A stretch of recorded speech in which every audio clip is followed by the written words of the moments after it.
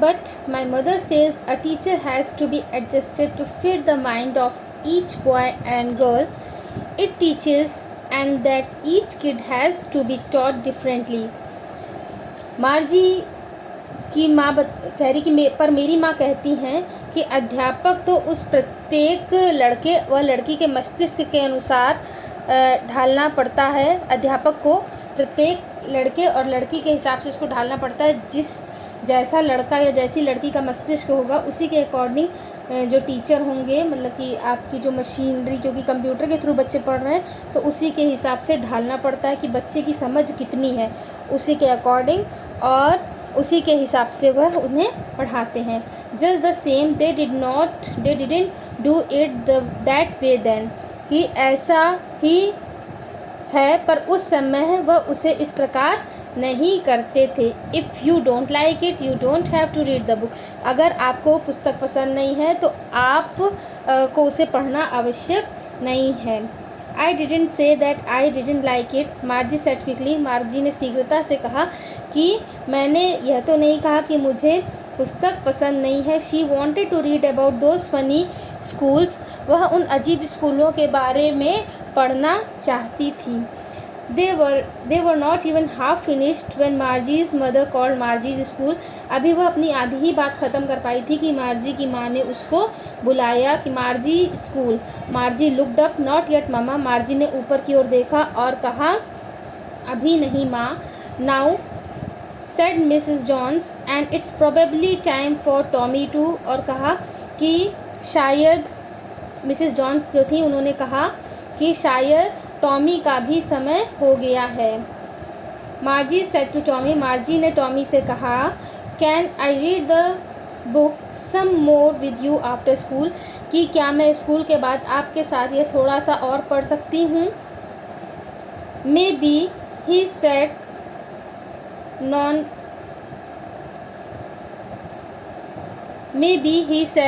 nonchalantly. He walked away whistling. The dusty old book tucked beneath his arms. और उसने कहा कि शायद, उसने ठंडे दिल से कहा, मतलब नॉनचेंटली मतलब बिना कुछ कहे, नॉट शोइंग मच इंटरेस्ट और इंथुसियाज्म केयरलेसली, मतलब ज़्यादा कुछ इंटरेस्ट नहीं दिखाया और ठंडे मन से कहा मे बी, ठीक है।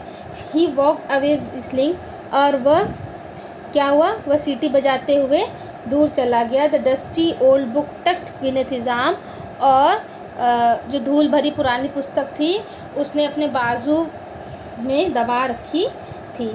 मार्जी went into the school room, Margie school के कमरे में गई। It was right next to her bedroom and the mechanical teacher was on and waiting for her, और यह कमरा कहाँ था, यह उसके सोने के कमरे से बगल वाला कमरा था और मशीनी अध्यापक जो थे उसकी प्रतीक्षा कर रहे थे। It was always on at some time every day expect Saturday and Sunday, तो शनिवार और रविवार को छोड़कर यह रोज़ाना उसी समय पर चालू होता था, क्योंकि उसकी माँ कहती थी कि छोटी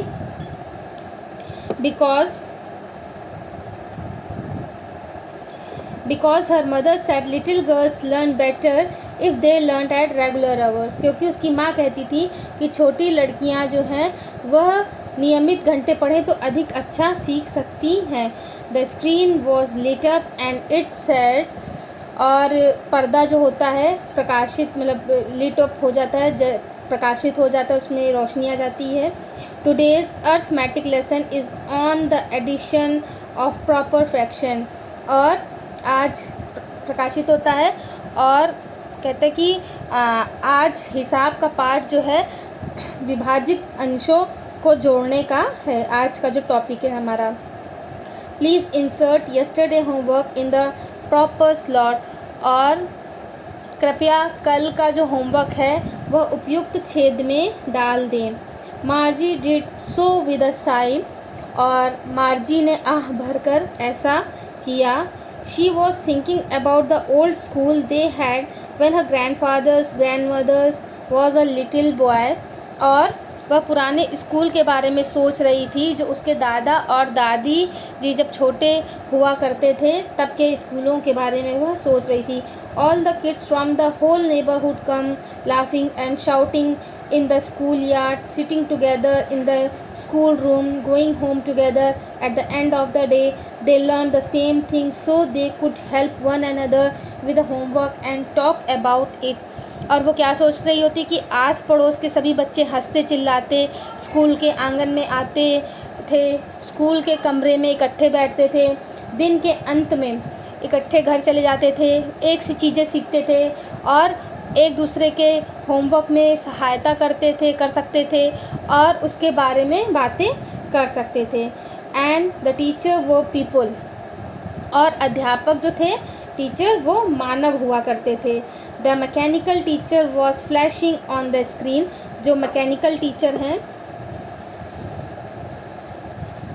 the mechanical teacher was flashing on the screen, मशीनी अध्यापक अचानक पर्दे पर प्रकाशित कर रहा था।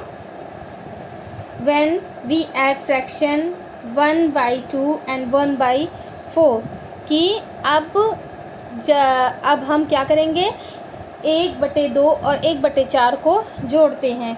मार्जी was thinking about how the kid must have loved it in the old days कि मार्जी सोच रही थी कि बच्चों को पुराने दिनों में कितना अच्छा लगता होगा पढ़ने में। She was thinking about the fun they had, और वह उनके मज़े और आनंद के बारे में सोच रही थी जो उनको स्कूल में मिलता था। तो ये चैप्टर जो है ये आपका जो रीडिंग पोर्शन था ये आज ख़त्म हो गया है। अब इसके क्वेश्चन आंसर्स एंड कॉम्प्रीहेंशंस आपको कराएंगे।